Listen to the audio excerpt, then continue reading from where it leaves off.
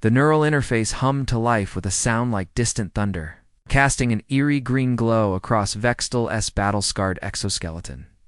The massive aliens, 6 eyes, each one milky white with age and traumas, lowly focused on the recording device before him, his razor-sharp claws, each one capable of slicing through titanium, tapped nervously against the cold metal table in a rhythmic pattern that had become as natural as breathing.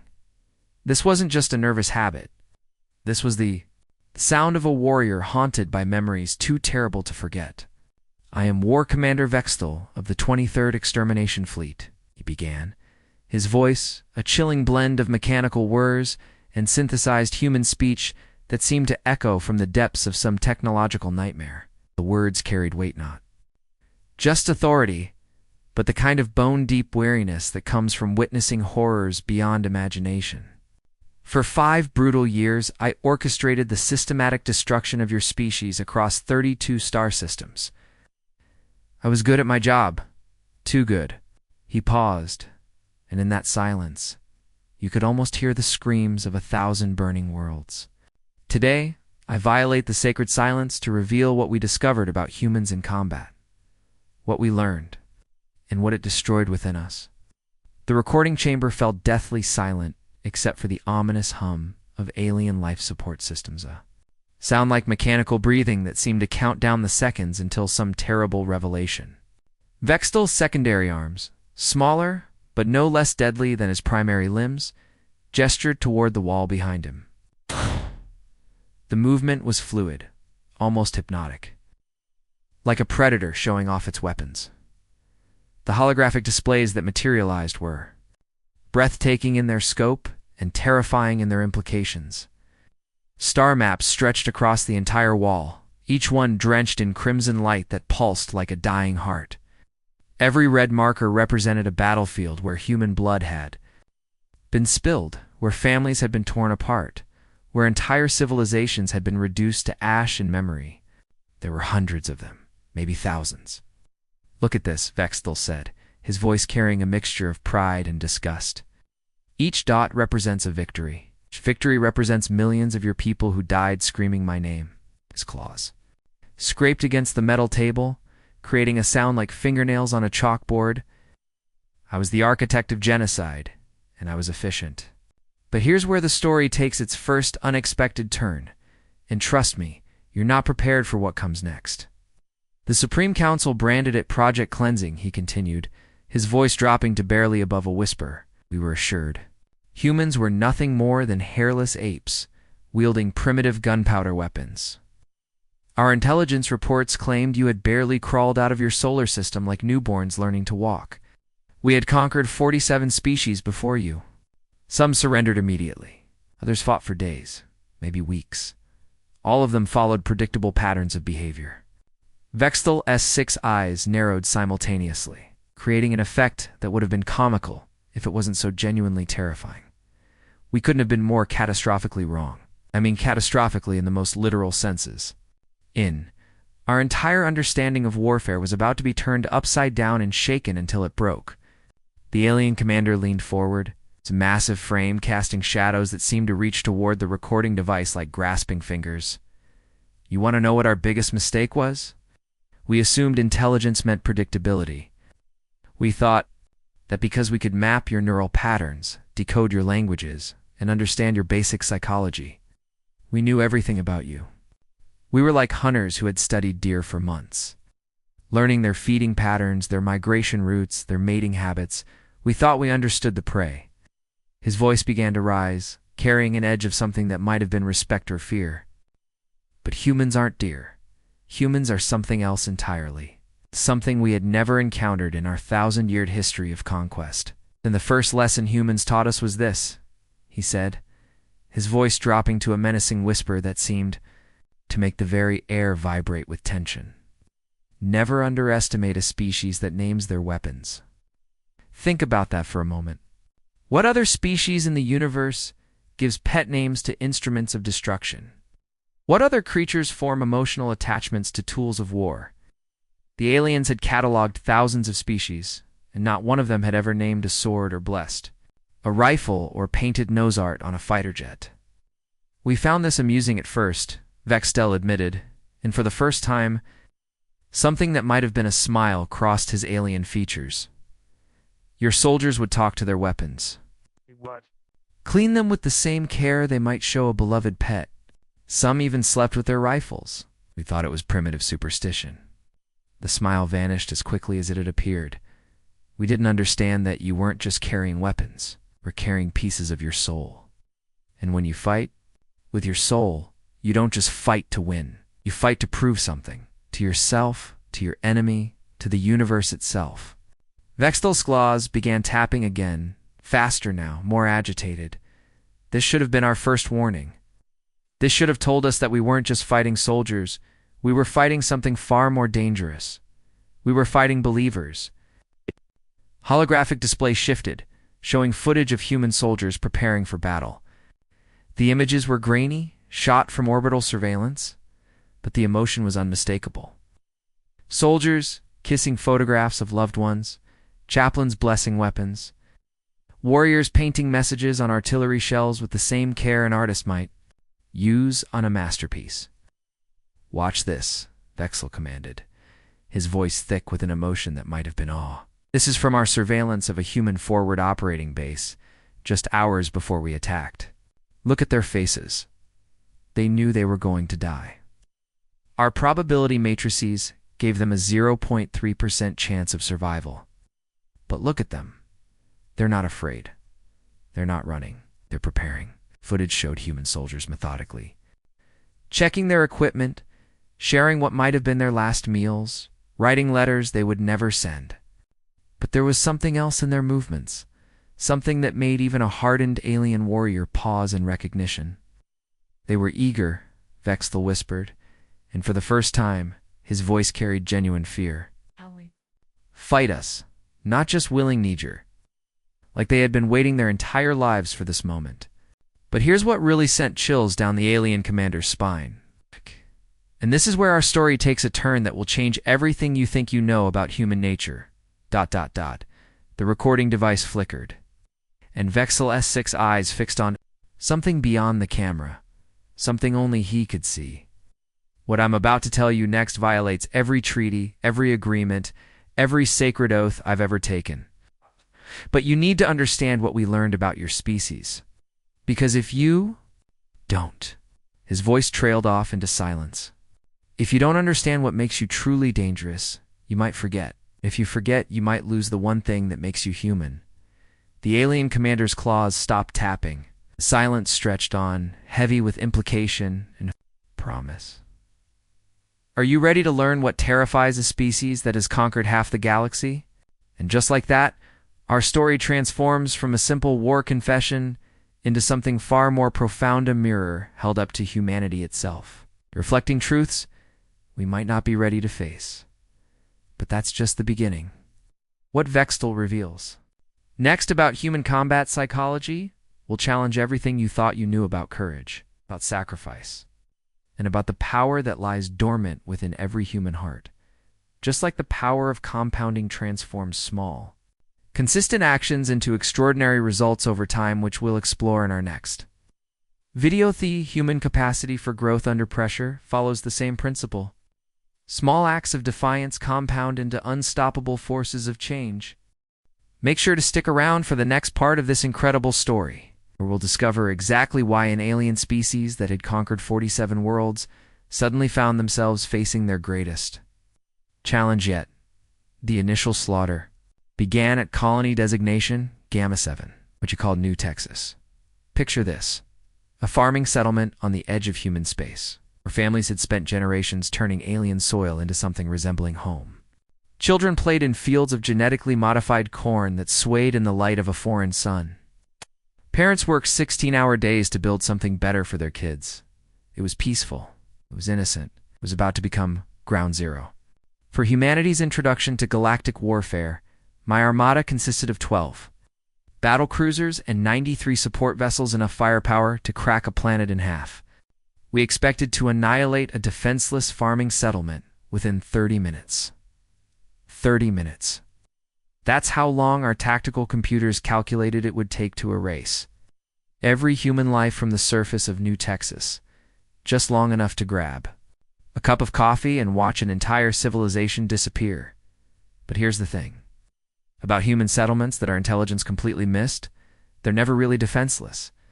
They're just waiting. Vextel's upper left eye twitched violently, a spasm that seemed to ripple through his entire being like an electric shock. Even now, decades later, the memory of that day could trigger physical reactions in his alien physiology. We transmitted the standard extermination warning, he continued, his voice carrying the weight of someone who had replayed this moment in his mind 1,000 times. A simple message: surrender immediately or face annihilation. You have 15 minutes to comply. The procedure was always the same. Every species they had encountered followed the same predictable pattern. First came denial, frantic communications, asking if this was some kind of joke. Then came bargaining offers of resources, technology, anything to avoid destruction. Finally came acceptance-masked evacuations, white flags, desperate pleas for mercy. We waited the customary period for mass panic, Vextel said, his claws drumming against the table in a rhythm that sounded like a countdown timer. Our sensors detected the expected spike in stress hormones. Heart rates increased, adrenaline flooded human systems. Everything was proceeding according to protocol. Then came the transmission that changed everything. Instead, we received a transmission that still freezes my genetic core, he whispered, and the temperature in the room seemed to drop several degrees. He paused, accessing the traumatic memory through his neural implant with a sound like grinding metal. When he spoke again, the words came out like venom dripping from a wound. This is Lieutenant Colonel Jake Morrison, New Texas Defense Corps. We got your message, you ugly sons of bitches. Here's our reply. Molin Labe, come and take them. Now let me pause here for a moment. Do you know what Molin Laber means? It's ancient Greek. Come and take them. It's what King Leonidas supposedly said to the Persians at Thermopylae when they demanded the Spartans surrender their weapons. Here's a human colony, facing annihilation by aliens with technology beyond their comprehension. And their response is to quote ancient Greek warriors from 3,000 years ago. Think about that. In the face of impossible odds, Lieutenant Colonel Jake Morrison didn't just refuse to surrender. He reached back through human history to find the perfect words to express his defiance. He connected his moment to every moment of human resistance that had come before. This wasn't just courage. This was humanity distilled into its purest essence. We had conquered 47 species across the galaxy, Vextel continued, his voice rising with a mixture of admiration and horror. 47 different civilizations, each with their own cultures, technologies, and military traditions. All had fled or surrendered when faced with annihilation. Some lasted hours. Some lasted days. A few particularly stubborn species held out for weeks, but in the end, they all made the rational choice. They all chose survival over pride. The alien commander's 6 eyes focused on the recording device with laser-like intensity. Humans stared death in the face and spat in its eye. They looked at our overwhelming force, ran the calculations, understood exactly how hopeless their situation was, and decided to fight anyway. It's not because they thought they could win, but because they were human, and humans don't go quietly into the night. The holographic display suddenly erupted with tactical footage of the massacre. And I use that word deliberately because that's what it was supposed to be. The images were shot from the perspective of alien gun cameras, showing the battle from the invaders' point of view. Crude human fighters swarmed between colossal alien dreadnoughts, like angry hornets attacking giants. It should have been comical, like watching ants try to fight elephants.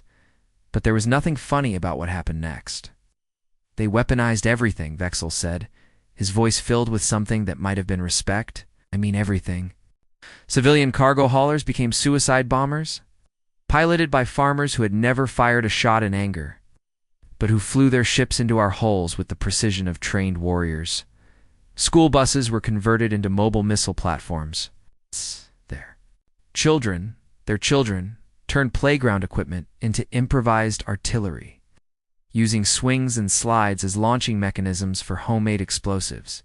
The footage showed scenes that defied military logic. human teenager, maybe 16 years old, manning a weapon that looked like it had been cobbled together from farm equipment and spare parts, an elderly woman coordinating artillery strikes. From what appeared to be a converted school cafeteria, a group of children no older than 10, running ammunition to adult fighters with the same enthusiasm they might have shown playing a game. "This is what we couldn't understand," Vextol said, his claws scraping against the metal table with a sound like fingernails on a chalkboard. In every other species we had encountered, the young and the old were protected. They were kept away. From combat zones, they were evacuated first. But humans, Humans turned their entire population into warriors. Age didn't matter, gender didn't matter, training didn't matter. You were human and you could hold a weapon. You were a soldier. Battle footage shifted to show the final assault on the colony's central command center. Alien shock troops, each one standing 8 feet tall and armed with plasma weapons that could melt steel, advanced through streets lined with burning buildings. They moved with the confidence of predators who had never encountered prey, that fought back.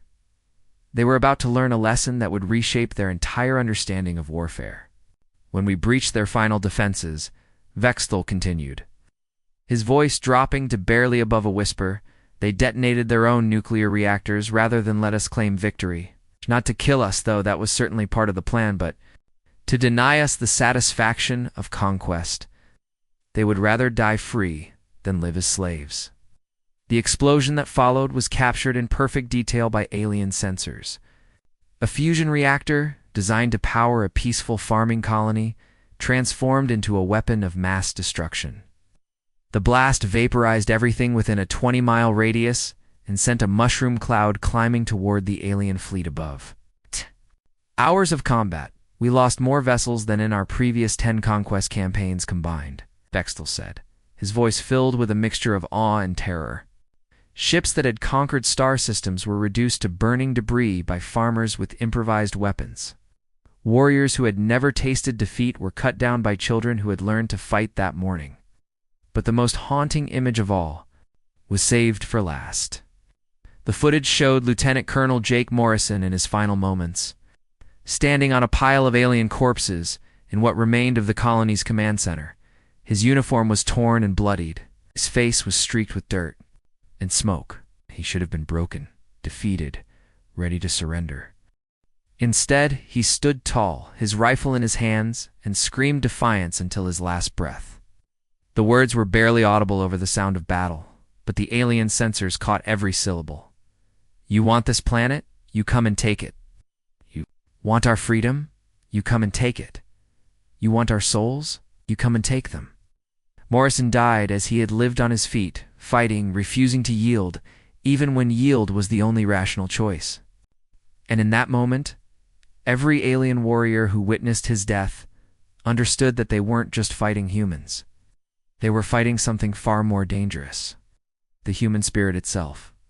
Just like compound interest transforms small investments into massive wealth over time, which we'll explore in detail in our next video, the human capacity for resistance compounds in ways that can reshape entire civilizations. Small acts of defiance build into unstoppable forces of change. What happened next at New Texas would send shockwaves through the alien empire and force them to completely reconsider their understanding of human nature. But that's just the beginning of this incredible story of courage, sacrifice, and the power of the human spirit to overcome impossible odds. After New Texas, the High Command made a decision that would haunt them for generations. They deployed their most brilliant xenobiologists, salient scientists, who had spent centuries studying the psychology of conquered species, to dissect human combat behavior like surgeons examining a particularly deadly virus. These weren't just any scientists. These were the minds that had cracked the psychological codes of 47 different civilizations. The experts who could predict exactly when a species would break under pressure. Their findings terrified even our most hardened generals. Imagine.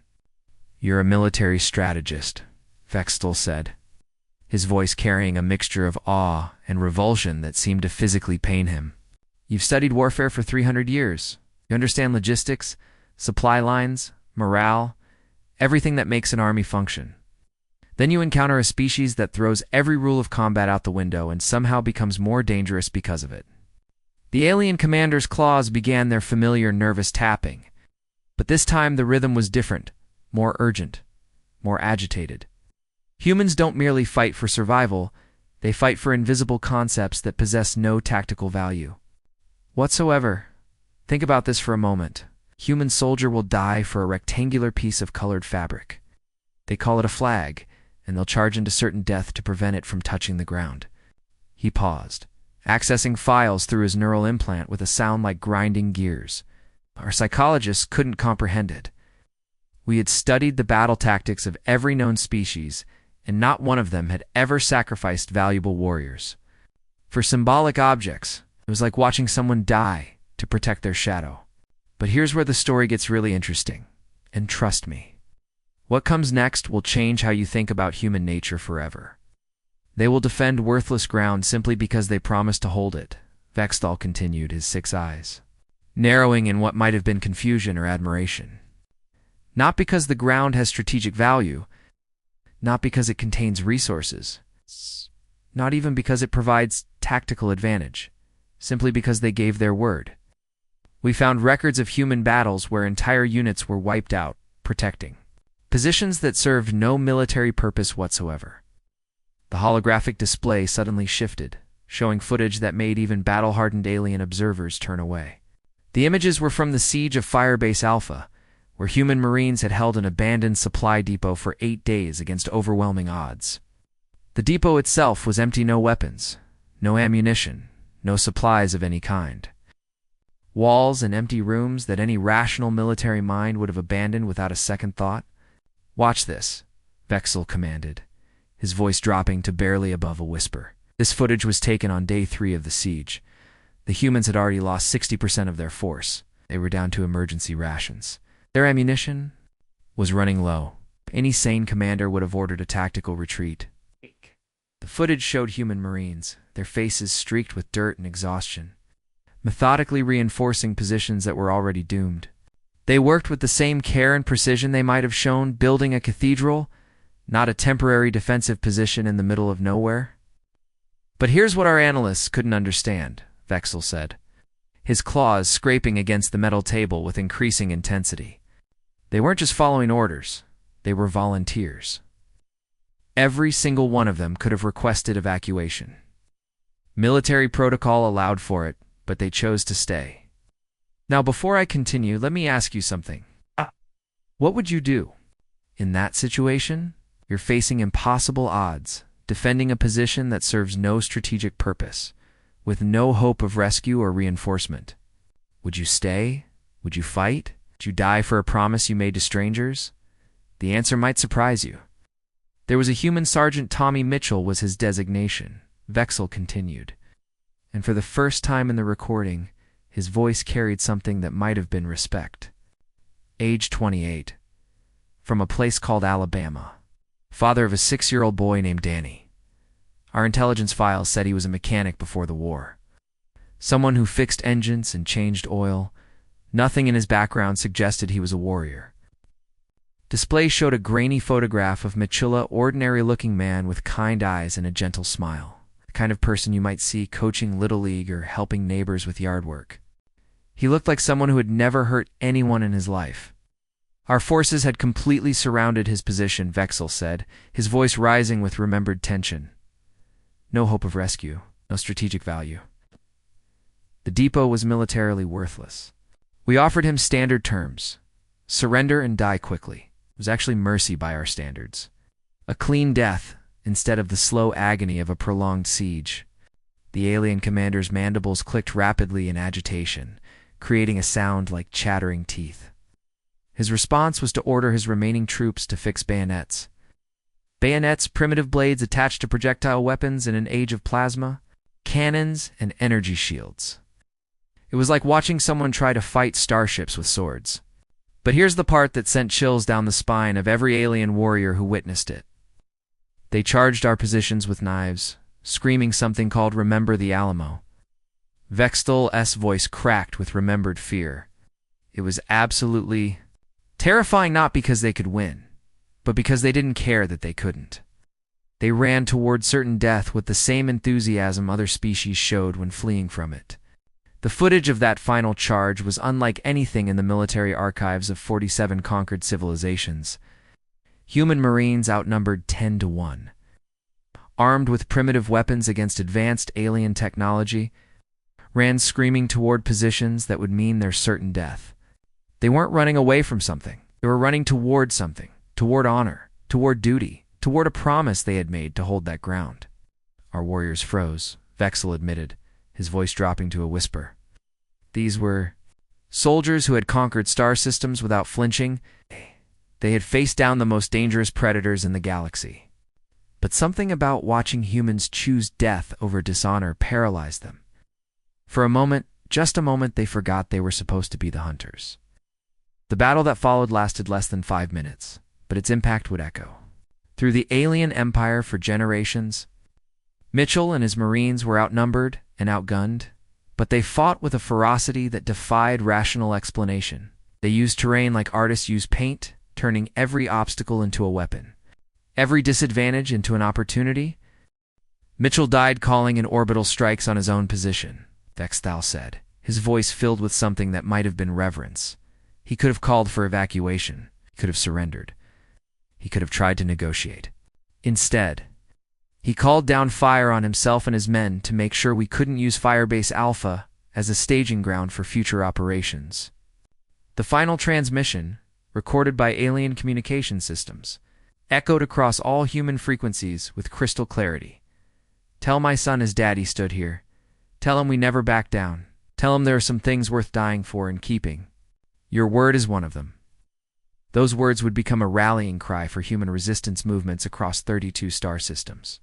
They would be carved into monuments, whispered in prayer, and shouted from the throats of warriors who had never met Tommy Mitchell, but who understood exactly what he had died for. That's when we realized we weren't just fighting soldiers, Vexel said, his 6 eyes focusing on something beyond the recording device. We were fighting a species that had turned honor into a weapon, duty into armor, and promises into something worth dying for. We were fighting an enemy that became more dangerous when they were losing, like compound interest transforms. Small, consistent investments into massive wealth over time, which we'll explore in our next video, the human capacity for honor compounds in ways that can reshape entire civilizations. Small acts of courage build into unstoppable forces of change. But what happened next would prove that human honor wasn't just about individual sacrifice. It was about something far more dangerous, the ability to inspire others to greatness through example. And that discovery would force the alien empire to confront a truth that would shake them to their core. The war was about to take a turn that no one human or alien could have predicted. By the 3rd year, we had adapted our tactics. Think about that for a momentan alien empire that had conquered 47 civilizations without breaking a sweat was forced to completely redesign their military doctrine because of humans. We weren't just learning to fight you, we were learning to fear you. We discovered something that our strategists initially dismissed as impossible, Vextel said, his voice carrying the weight of someone who had witnessed the birth of nightmares.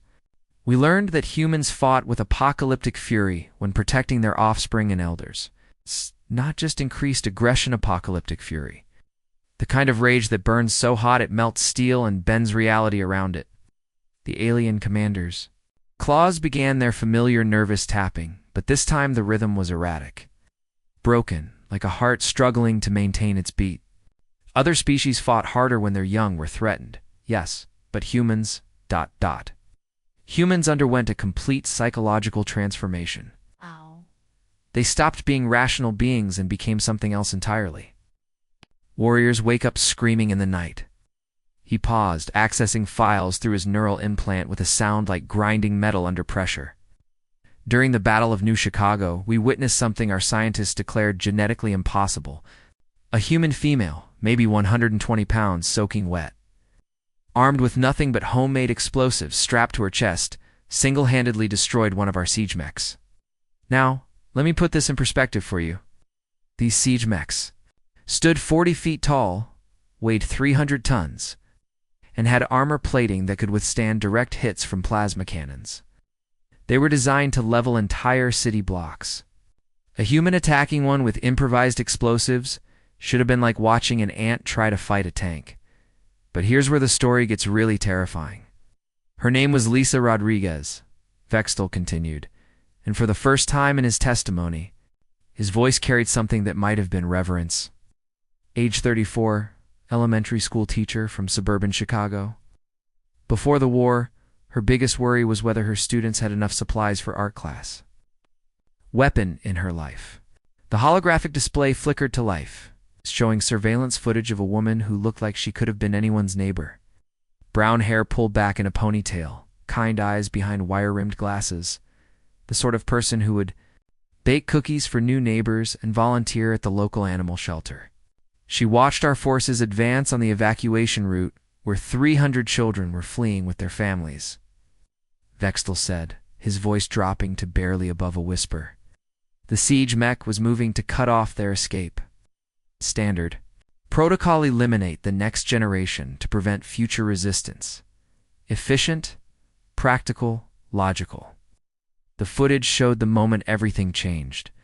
Lisa Rodriguez, armed with nothing but a backpack full of homemade explosives and a determination that seemed to bend the laws of physics around her, stepped out of the rubble of her destroyed school and began walking toward the 40-foot-tall death machine.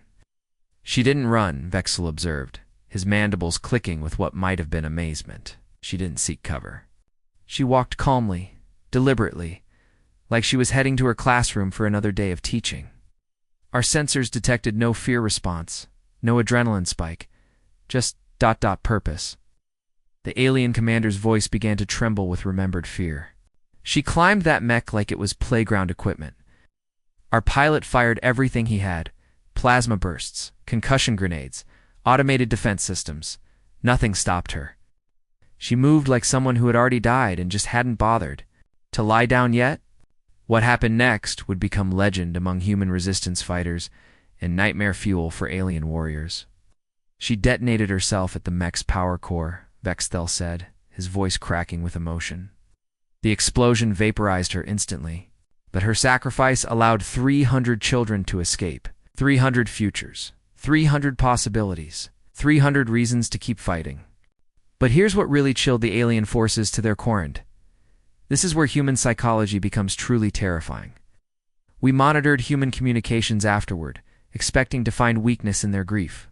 Vextel continued, his claws scraping against the metal table with increasing intensity. Every other species we had encountered became demoralized after losing their protectors.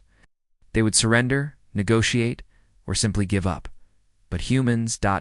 humans did something that defied every psychological model we had ever developed. The display shifted to show intercepted human communications from the days following Lisa Rodriguez's sacrifice. Instead of despair, instead of surrender, the messages were filled with something that made even hardened alien warriors pause in recognition. They transformed their pain into power, Vexel whispered, and the temperature in the room seemed to drop several degrees. They composed battle songs about their fallen. They created art from their anguish and used it to inspire others to fight with even greater ferocity. We discovered something that chilled us to our core. Human grief doesn't weaken humans. It weaponizes them. The footage showed human resistance fighters painting Rodriguez's name on their weapons. Her face on their armor, her final words on the walls of their bunkers. Her sacrifice hadn't ended their resistance. It had given it a focus, a purpose, a reason to keep fighting when fighting seemed impossible. They turned her into a symbol, Vextel said, his voice rising with remembered terror. Not just a memory, but a living weapon that grew stronger with each telling. Every human who heard her story became a little more dangerous. Every child who learned her name became a potential future warrior. But the most terrifying discovery was yet to come. There was a human warrior poet named Captain David Stone, Vexel said, accessing another traumatic memory with visible effort. He would broadcast verses over our communication channels before each battle, not military communications poetry, actual poetry in the middle of a war zone. At this point, you might be thinking, poetry, really, in the middle of an intergalactic war. But here's what the aliens discovered about human nature that changed everything. One verse still haunts my dreams, Vextel continued, his voice carrying the weight of someone who had been marked by words. He would recite, "Though worlds may burn and stars may die, the human spirit will not yield. Death is just another enemy, and we've never lost a war." The alien commander's 6 eyes focused on something beyond the recording device, something only he could see. Ow. Those words weren't just morale boosters, they were spells. They were incantations that transformed ordinary humans into something supernatural. We watched farmers become warriors, teachers become tacticians, children become soldiers, all because of words. Our psychological warfare specialists couldn't comprehend it, Bextel admitted, his voice cracking with remembered confusion. In every other species we had studied, morale decreased after defeats. Losses led to demoralization. Death led to surrender.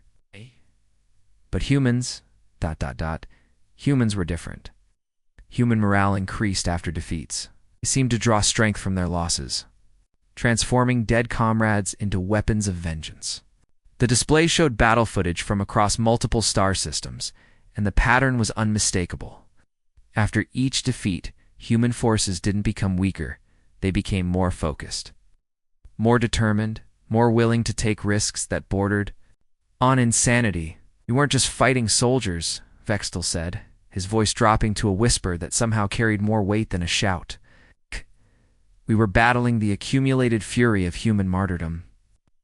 Every human who died became a reason for 10 more to fight. Every defeat became a victory waiting to happen. Every loss became a lesson that made the next battle more dangerous." The alien commander leaned forward, his massive frame casting shadows that seemed to reach toward the recording device like grasping fingers. "Do you understand what this means? We were fighting a species that became more dangerous when they were losing, that grew stronger when they were weakened, found hope in hopelessness. Just like compound interest transforms small, consistent investments into massive wealth over time, which we'll explore in our next video, the human capacity for turning pain into purpose compounds in ways that can reshape entire civilizations. Small acts of sacrifice build into unstoppable forces of change. But what happened next would prove that human rage wasn't just about individual fury. It was about something far more dangerous, the ability to transform an entire species through the power of shared suffering. And that discovery would force the alien empire to confront a truth that would shake them to their very core. The war was about to reach a turning point that no one human or alien could have predicted. The war ended at the Battle of Saul's Gate. Though we didn't realize it at the time, picture this: the most massive military engagement in galactic history, with alien fleets stretching from Mercury to Mars, preparing for the final extermination of the human species. 5 years of brutal warfare had led to this moment, the complete annihilation of Earth and everything humanity had ever built. I was leading the final assault on Earth's orbital command station, commanding a force that could have cracked moons in half. The station itself was a magnificent piece of human engineering, a spinning wheel of metal and dreams that had coordinated humanity's desperate defense for months. Our tactical computers gave it a survival time of exactly 14 minutes once our assault began. We expected to find hardened military commanders making their last stand. Veteran soldiers prepared to die with weapons in their hands, maybe even some kind of doomsday device that would take us down with them. What we found instead changed the course of galactic history. I encountered something that shattered everything I believed about warfare, Vextel said, his voice carrying the weight of someone whose entire worldview had been turned upside down in a single moment. His 6 eyes fixed on the recording device, with an intensity that made the air itself seem to crackle with electrical tension. The alien commander's claws stopped their nervous tapping for the first time in the entire recording. The silence was deafening. Human child, no more than 10 years old, was operating a communication array that controlled the defense of an entire planet, he whispered, and you could hear the disbelief still echoing in his voice after all these years. She should have been evacuated hours earlier, spirited away to some distant colony or hidden bunker. Instead, she had remained behind to coordinate Earth's final defense. Now, let me pause here and ask you something. What kind of species puts a 10-year-old in charge of planetary defense? What kind of military structure relies on children to make decisions that will determine the fate of billions? The answer might shock you. When my shock troops breached the command center, Vexel continued, his voice beginning to crack with remembered emotion. We expected resistance. We expected booby traps. We expected desperate adults making desperate choices. Instead, we found this small human child sitting calmly at a console that controlled more firepower than some entire alien fleets. The footage from that moment, captured by alien helmet cameras, showed a scene that defied every military doctrine ever written. A little girl with pigtails and a NASA t-shirt, surrounded by screens showing the positions of ships and weapons across the entire solar system, calmly directing humanity's last stand like she was playing a video game. She looked up at me, Vexel said, and his voice dropped to barely above a whisper. Picture this. I'm a 12-foot-tall killing machine with razor claws that could slice through steel, acid for blood that could melt concrete, and mandibles that could crush titanium. I'm wearing full combat armor that makes me look like death incarnate. Behind me are shock troops that had never lost a battle in 300 years of conquest. The alien commander paused, accessing the memory with visible effort. This child, this tiny human child who should have been playing with toys or learning to read, looked up at me and asked, "Are you the one who's been hurting my friends? Not are you here to kill me? Not please don't hurt me? Not even what do you want?" She asked if he was the one hurting her friends. A 10-year-old child, facing the personification of death itself, was more concerned about others than herself. That question hit me like a plasma cannon to the chest, Vexel admitted, his mandibles clicking rapidly in agitation. I had been programmed to see humans as vermin to be exterminated, resources to be harvested, obstacles to be removed. But in that moment, staring into the eyes of a child who was more concerned for others than herself, I understood the fundamental truth about your species. The alien commander's voice began to rise, carrying a mixture of awe and terror that seemed to make the recording device itself vibrate. Humans aren't just warriors, you're builders. Everything you destroy, you rebuild stronger. Every defeat teaches you something new. Every fallen comrade becomes a lesson for the next generation. We weren't fighting an army, or even a species. We were fighting evolution itself, and evolution never loses. But here's where the story takes its most incredible turn in trust. What happened next will change how you see human potential forever. I looked around that command center, Vexel continued, and I realized something that made my genetic core freeze with terror. That child wasn't there by accident. She wasn't there because the adults had failed or because there was no one else. She was there because humans had deliberately chosen to put their future in charge of their present. The display showed intercepted human communications from the days leading up to the battle. Military commanders discussing strategy with 10-year-olds. Scientists explaining weapon systems to children. Engineers teaching kids how to coordinate. Orbital defenses, it wasn't desperation, it was planning. They were preparing the next generation not just to survive, but to lead, Vexel said, his voice filled with something that might have been respect. While we were focused on destroying the current human military, they were creating the next one. They were teaching their children not just how to fight, but how to think, how to lead, how to inspire others to greatness. Leaned forward, his massive frame casting shadows that seemed to reach toward the recording device. I ordered the immediate retreat. Not a tactical withdrawal, not a strategic repositioning. A full retreat from a battle we were winning against. An enemy we outnumbered 1,000 to 1. The High Command called it a tactical withdrawal, he continued, his voice heavy with the weight of truth. But I knew what it really was. We hadn't lost a war, we had encountered a species that couldn't be conquered because they had already conquered themselves. You had looked at an infinite, hostile universe and decided to make it yours. The retreat that followed was unlike anything in military history. The alien empire that had never tasted defeat, suddenly fleeing from a 10-year-old girl who had asked about her friends. Word of the withdrawal spread through the alien fleet like wildfire. And with it came a question that no one could answer. If humans could turn their children into leaders, what else were they capable of? That child lived, Vexel said, his voice soft with remembered wonder. Her name was Emma Rodriguez, and yes, she was related to the Lisa Rodriguez who had died at New Chicago.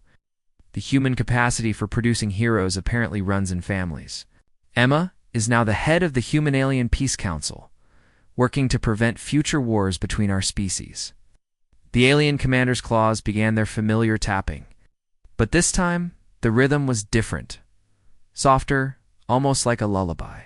Sometimes I wonder if she remembers the alien commander who asked her name instead of ending her life. Sometimes I wonder if she knows that a 10-year-old girl saved 2 civilizations with a single question about her friends. The war officially ended 6 months later with the Treaty of Titan. Vextel continued, his voice carrying the weight of someone who had witnessed history being made. But I learned something that day that will haunt me until my final system shut down. We never had a chance. It's not because you were stronger, but because you were human. And being human, it turns out, is the most dangerous force in the universe. The recording device began to power down, its lights dimming like dying stars, leaving Vextel alone with his memories and the weight of a truth too heavy for war. Sometimes the greatest victory is recognizing when you've encountered something greater than yourself. In the end, he whispered, his voice barely audible over the hum of the dying machine. Ow! We didn't lose to superior technology or overwhelming numbers. We lost to the one thing we could never understand, could never replicate, could never conquer.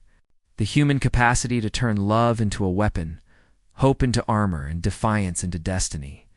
Just like compound interest transforms small, consistent actions into massive wealth over time, which we explore in detail in our next video.